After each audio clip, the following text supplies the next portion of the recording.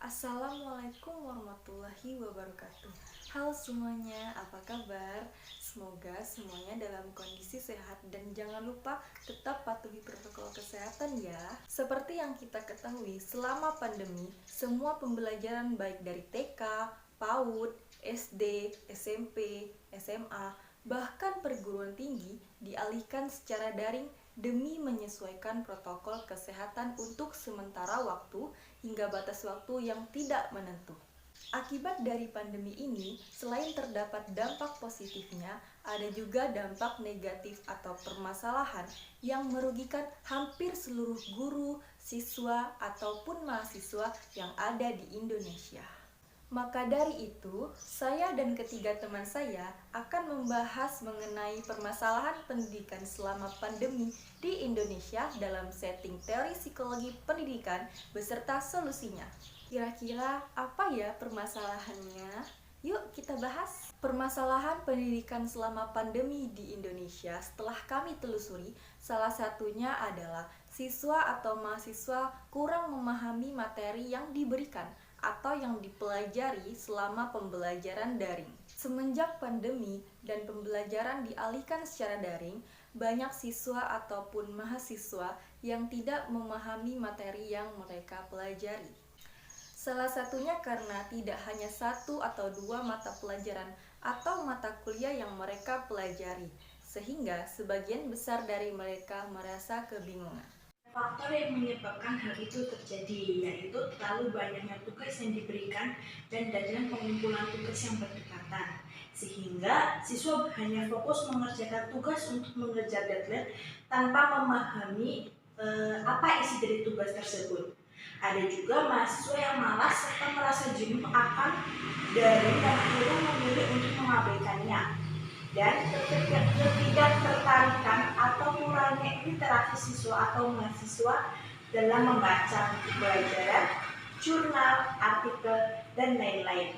Lalu, apa sih kaitannya dengan psikologi pendidikan? Yuk kita bahas. Psikologi pendidikan merupakan disiplin ilmu yang secara sistematis mempelajari proses belajar dan pengajaran serta penerapan teori dan metode psikologi dalam setting pendidikan. Kaitannya permasalahan tadi dengan teori psikologi pendidikan adalah proses belajar mengajarnya. Proses belajar mengajar ini pastinya harus memahami bahwa tiap individu itu berbeda, baik dari gaya belajar, gaya berpikir, intelijensi, dan kepribadiannya. Tidak semua bisa disamaratakan. Ada anak didiknya yang sebagian gaya belajarnya auditori, ada yang visual, ada yang kinestetik. Ada yang sebagian cepat dalam memahami materi, ada juga yang lambat dan harus berhati-hati.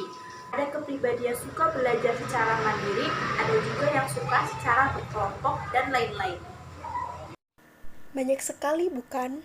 Maka dari itu, dengan adanya teori psikologi pendidikan, membantu guru untuk memberikan ide-ide solusi terbaik bagi permasalahan yang muncul saat proses belajar mengajar. Guru harus tahu kondisi para anak didiknya, masalah apa yang mengganggu, atau mendukung mereka dalam proses pembelajaran.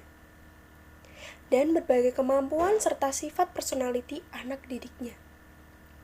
Guru dalam menjalankan perannya sebagai pendidik bagi peserta didiknya harus mampu memahami tentang berbagai aspek perilaku dirinya maupun perilaku orang-orang yang terkait dalam menjalani tugasnya, terutama perilaku peserta didik dengan segala aspek, sehingga dapat menjalankan tugas dan perannya secara efektif, yang pada gilirannya dapat memberikan kontribusi nyata bagi pencapaian tujuan pendidikan di sekolah. Lalu, apa sih solusinya? Dari permasalahan tadi, kita menemukan beberapa solusi yang mungkin dapat membantu mengatasi permasalahan tersebut. 1. Guru bisa menggunakan strategi atau metode pembelajaran yang unik dan menarik sesuai dengan karakteristik dan keunikan individu dan gaya belajar individu. Seperti membuat video tentang penjelasan materi, podcast, poster, atau berdiskusi bersama dengan peserta didik, agar peserta didik bisa lebih aktif dan kreatif dalam belajar mengajar. Selanjutnya yang kedua, Guru memberikan bimbingan atau konseling terhadap anak didiknya. Tentunya diharapkan guru dapat memberikan bantuan psikologis secara tepat dan benar, serta guru dapat lebih mudah memahami permasalahan yang dialami anak didiknya secara langsung. Yang ketiga, berinteraksi secara tepat dengan anak didiknya, sehingga anak didik merasa nyaman dan tidak merasa takut untuk bertanya. Lalu yang keempat, materi yang akan diberikan dalam pembelajaran sebaiknya sehari sebelumnya sudah diberikan kepada siswa, karena agar siswa bisa memahami terlebih dahulu, dan ketika guru menjelaskan materi tersebut, dominan para siswa akan lebih memahami, dan bila masih ada yang belum paham bisa langsung ditanyakan kepada para pengajar. Lalu tugas yang diberikan pun ada batas waktu untuk mengumpulkan dan penilaiannya, dan juga untuk video live seperti Google Meet, Zoom, dan yang lainnya yang sudah dilakukan sebaiknya di-share kepada siswa agar siswa bisa melihat kembali dan memahaminya kembali.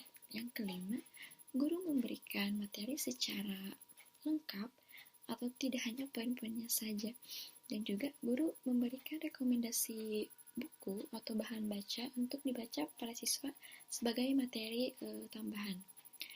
Lalu yang keenam atau yang terakhir, para pengajar mengoreksi langsung tugas yang sudah diberikan kepada anak didik dan langsung memberikan jawaban yang benar jika ada jawaban dari para siswa yang salah menjawabnya. Sekian, terima kasih. Oke, sekian penjelasan dari kami mengenai permasalahan pendidikan selama pandemi di Indonesia. Kami mohon maaf apabila ada kesalahan baik dalam tutur kata ataupun penulisan di dalam video. Kami pamit undur diri. Wassalamualaikum